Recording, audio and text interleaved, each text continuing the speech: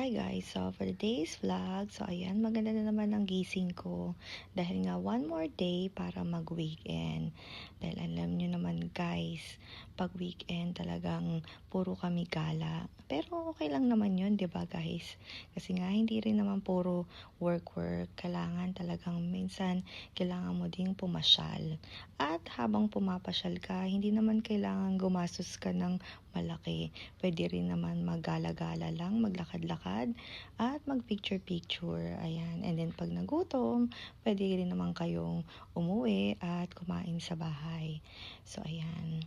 So, syempre, bago tayo pumasok, gagawa muna tayo ng mga ibang tasking sa work. So, ayan. I-edit ko lang. And then, maya-maya, kakain na rin tayo ng breakfast. Ayan. Actually, maganda talaga yung schedule ko sa work dahil nga sa umaga may time talaga akong gumawa pa ng ibang bagay like maglaba, ayan, kung gusto kong gumawa ng breakfast, ayan, pwede pa akong gumawa ng breakfast.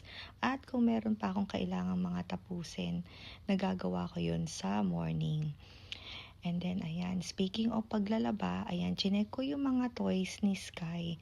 Tinignan ko kung ano dito yung pwede kong labhan dahil nga, alam nyo naman ng ate Sky. Ayan. So, titingnan ko kung alin dito. Dahil last time nilabhan ko na rin tong mga toys niya. Dahil nga, ayan no, sobrang dami. Padagdag ng padagdag. At, ayan, meron tayong toy. Ito ang ganda nitong toy na to from Conrad Manila. Ayan, ang cute, diba? So, napunta rin yan kay Ate Sky. At ito medyo, ayan, yung corn na yan, ayan. Tingnan nyo, nakasimangot na kasi kailangan na daw niyang maligo. Ayan, at tingnan nyo naman, may nakita ako dito. Kaya pala, hinahanap ko tong tsinelas ko. Nandito lang pala kay Ate Sky. Ayan, akala niya toy din niya. So, ayan. And then, sabi ni G-Style, ayun nga, tinanong niya ako kung kailangan nang bumili ng water. Sabi ko, hindi. Mayroon pa kaming stock ng water. So, ayan guys. So, ayan, kakain na tayo ng breakfast. Ayan, nakaready na rin tayo niyan. So, sila G-Style, ayan, nag-start na rin kumain sa tabi ko. At, ayan, nagluto siya ng fried rice at ng spam. Ayan. So, kain na tayo guys. Ang sarap talaga ng spam. Lalo na kung may mainit na rice. Ayan. At napakasarap din ng fried rice na ginawa ni G-Style. Ayan. Paborito din namin yan tuwing umaga. Ayan. Spam, egg, and fried rice. Ayan. So, medyo nagmamadali na rin ako nito dahil nasabi ko kay G-Style, ayan, baka malate din ako sa work.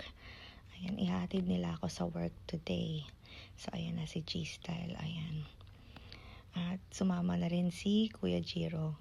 Siyempre, nandyan din si Ate Sky. Hindi naman pwedeng maiwan niya. O, tinan. Tahimik lang siya dahil masaya yan. Dahil kasama na naman siya.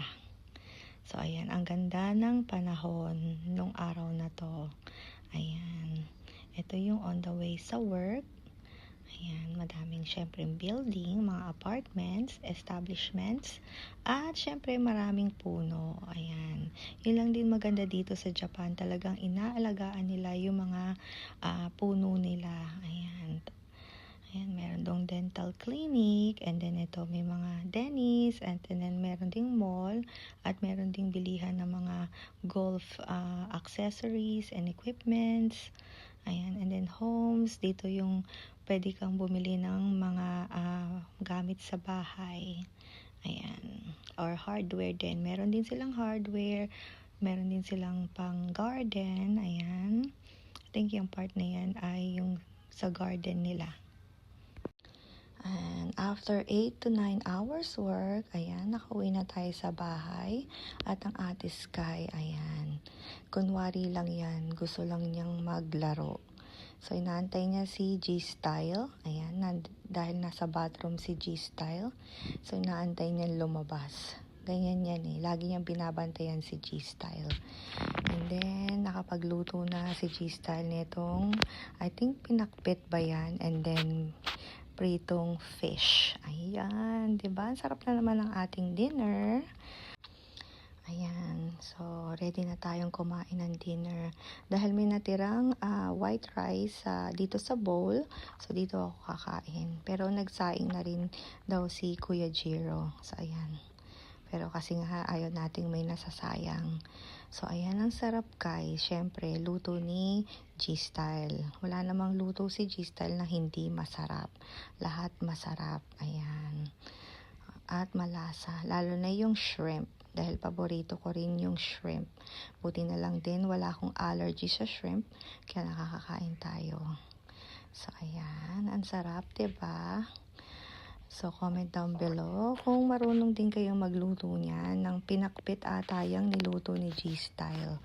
So ayan. And anong klaseng fish yung paborito ninyo? At anong luto?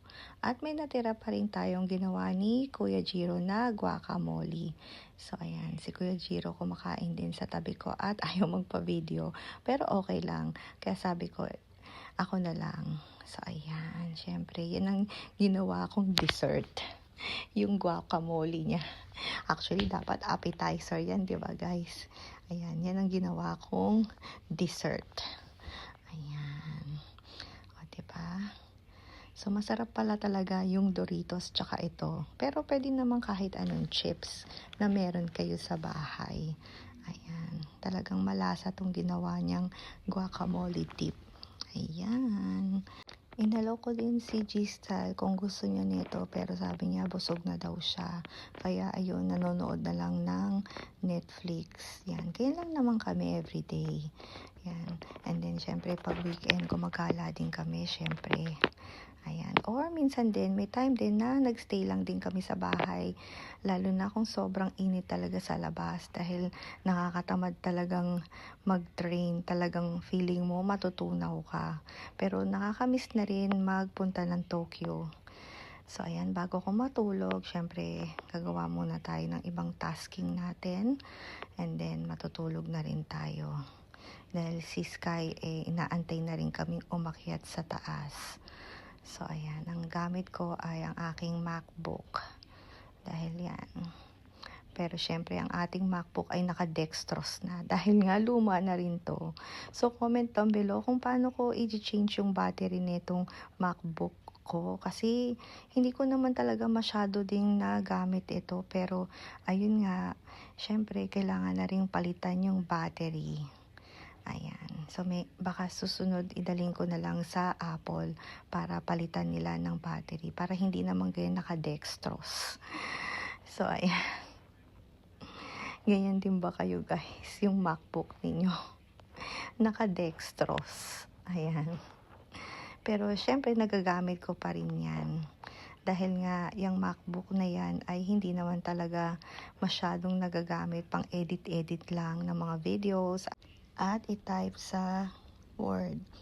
Alright guys, hanggang dito na lang. Thank you guys for watching. See you guys next time. Bye!